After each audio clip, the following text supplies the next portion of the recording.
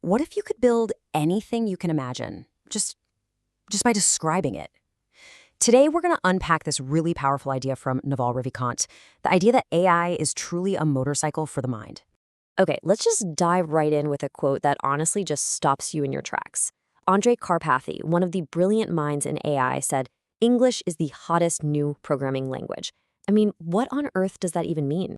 Well, it means we're walking into this brand new era of what's being called vibe coding. And it's exactly what it sounds like. It's this incredible revolutionary practice of just using your own words, plain English, to describe an app you want, and an AI builds it for you from start to finish. It's wild. So here's how we're going to break this down. First, we'll talk about this new programming language. Then, the tsunami of apps that's about to hit. We'll explore the real human advantage in all this, really unpack that motorcycle for the mind metaphor, and wrap up with how to deal with all the anxiety this stuff can bring up. All right, so part one, the hottest programming language. This is all about the dawn of what Naval calls the vibe coder. Just let this sink in for a second. You can now go directly from an idea in your head to a finished product.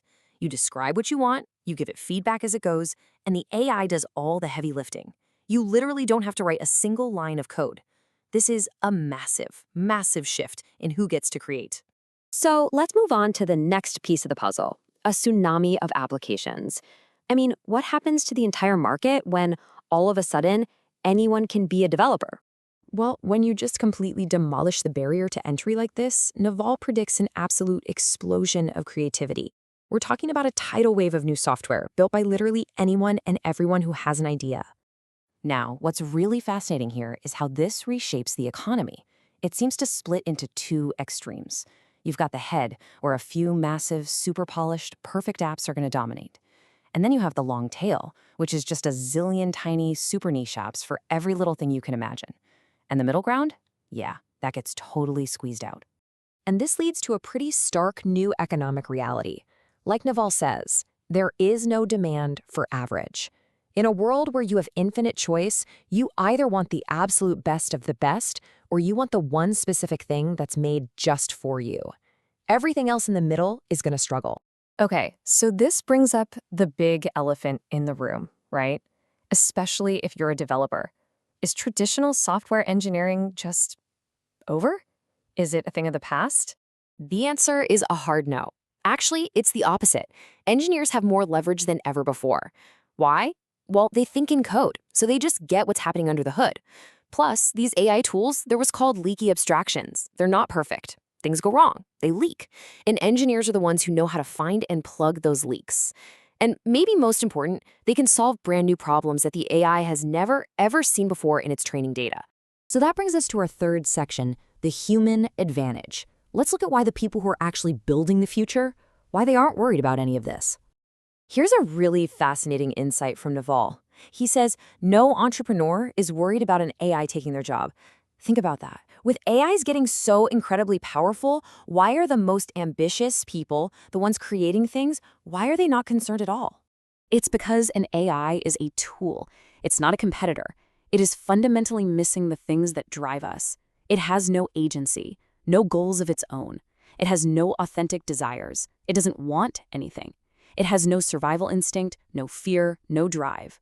And it doesn't exist in the real physical world. It's just code. So this forces us to ask a much deeper question, right? It gets to the very heart of the matter. What is the true test of intelligence anyway? Is it an IQ test?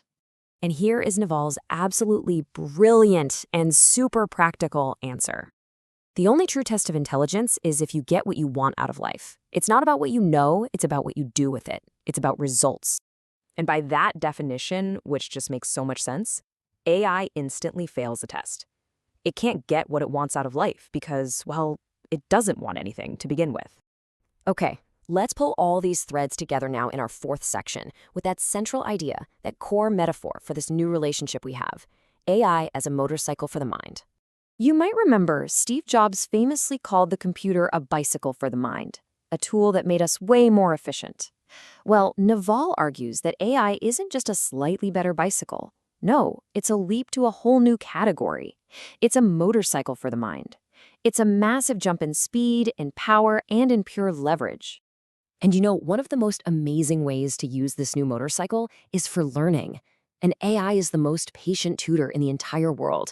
It can explain literally any concept in any way you need it to at your exact level of understanding, and it will never get tired. It means nothing is beyond your reach anymore. This all leads us to our final and maybe most important section, the solution to AI anxiety. How do we lean into this future instead of, running away scared? The key, the whole secret, is in this powerful insight from Naval. The solution to anxiety is always action. Fear comes from uncertainty, from the unknown. So the antidote is to engage with it, to learn it, to do something. So here's the game plan. It's simple. Number 1, lean into your curiosity. Just play. Don't be intimidated. Number 2, take a little bit of time to learn how the tool actually works under the hood. You don't have to be an expert, just get the basics. And number 3, and this is the big one, just start building, start creating things. I promise, you will be absolutely amazed at what you're now capable of. And that's what I want to leave you with. The tool is here. The power is in your hands right now. So, you've been given a motorcycle for your mind. Where are you going to go first?